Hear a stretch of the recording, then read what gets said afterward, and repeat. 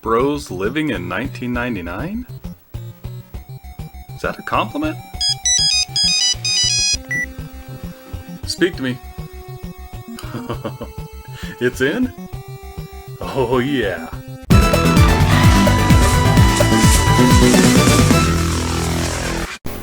Alright, what you're looking at here is the Packard Bell Legend 1990 CDT. Oh yeah.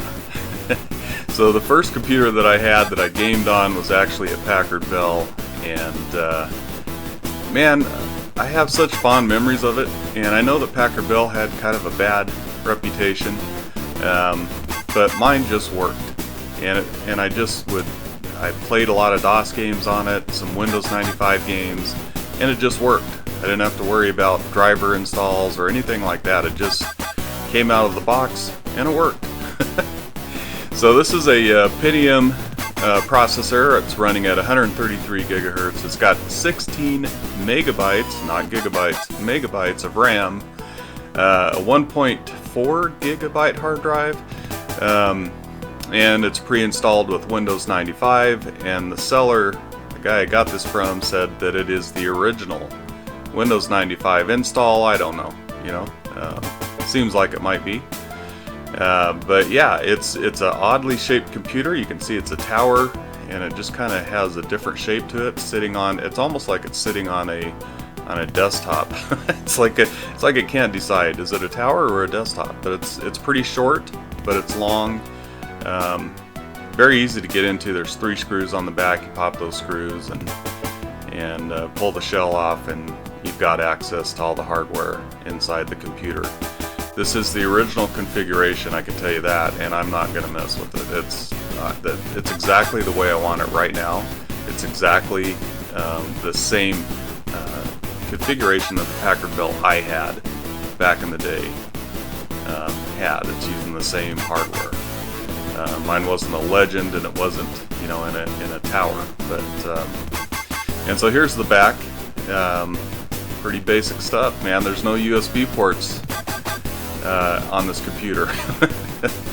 This is pre-USB, and if I can get a look here, so that is the sound card, and the sound card always had a serial game port on it, so you could connect a serial gamepad to that card, and that's how you'd use a gamepad.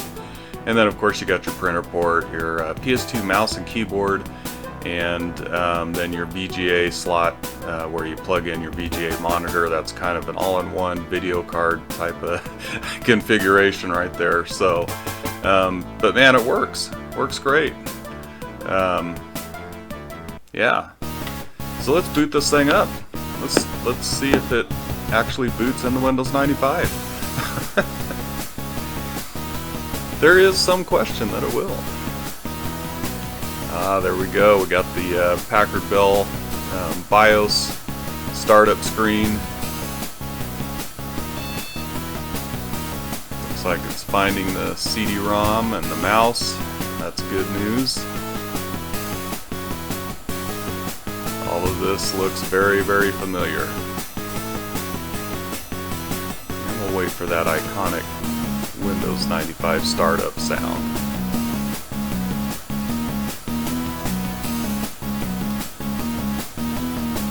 It's working on it. It's getting there.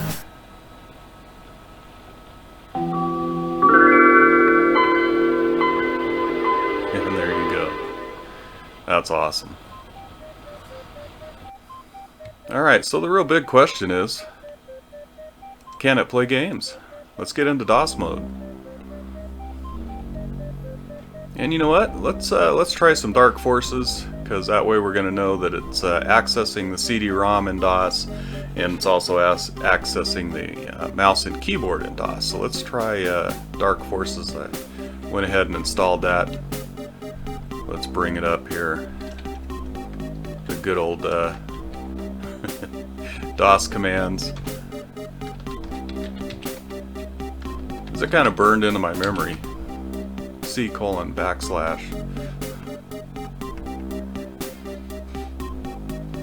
Alright. Looking good so far.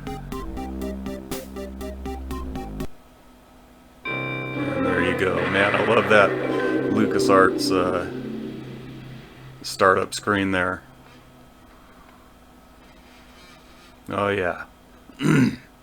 This is the way I used to play Dark Forces, of course. And the first time I played it, of course, was on a PC. It did come out later on the PS1, but it just never was as good as the PC version. And a lot of my friends have some real nostalgia for Dark Forces 2, which is a great game as well. But I started on the original Dark Forces. That Star Wars music, that soundtrack, just has a lot of nostalgia to me. Alright, we got mouse. Let's go ahead and begin mission. And there you go, we're loading. Looks good too. Really no video noise or anything like that. It just looks good, it just works.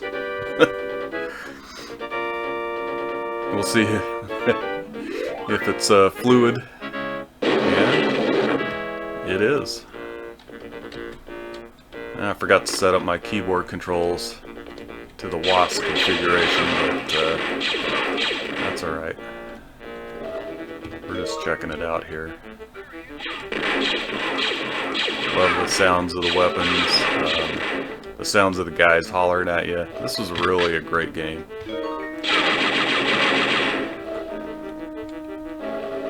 Alright, we got Dark Forces. Let's hop out of here. And let's try some Doom.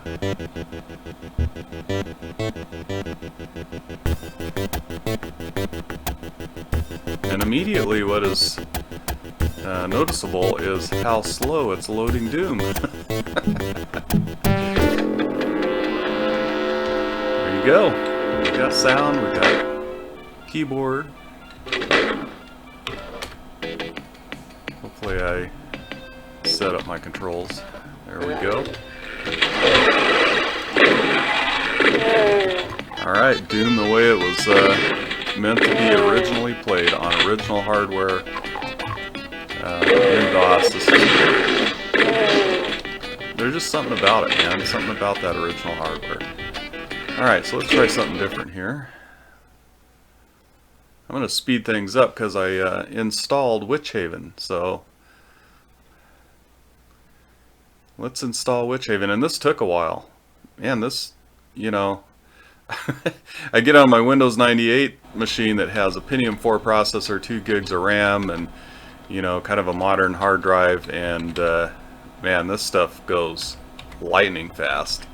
But this is all, you know, time period correct hardware here. Set up the controls, they installed fine, and then always kind of held my breath when I came to the sound, because lately, not originally, but lately, I've been having some issues getting sound working on some of my other retro PCs. But as you can tell, sound effects popped right on there. That was perfect. I've been able to auto detect, of course, the card because it's Sound Blaster compatible.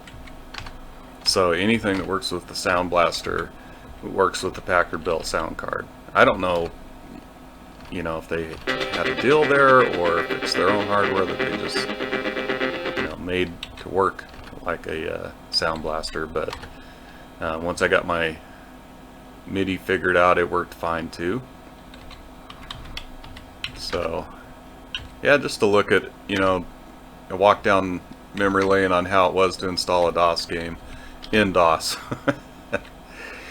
on original hardware that took a while to install.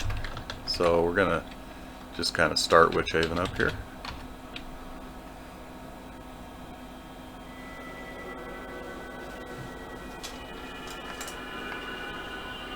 Got the old capstone startup screen, and first time playing the game, so we're gonna get the cutscene. Alright, so everything worked there. Let's check out Quake. Gotta make sure Quake runs, right? And again, you know, the load times are higher on this machine just because it's original hardware.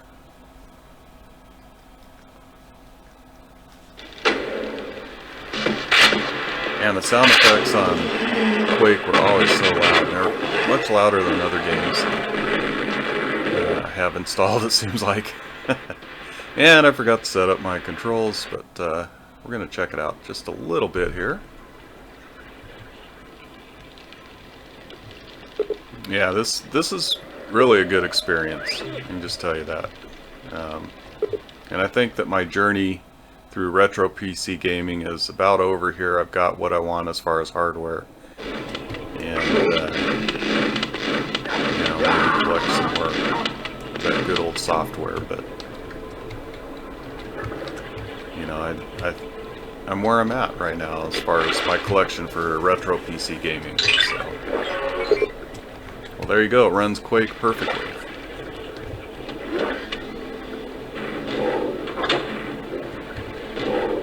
Good times. Blow this guy up with the barrel here.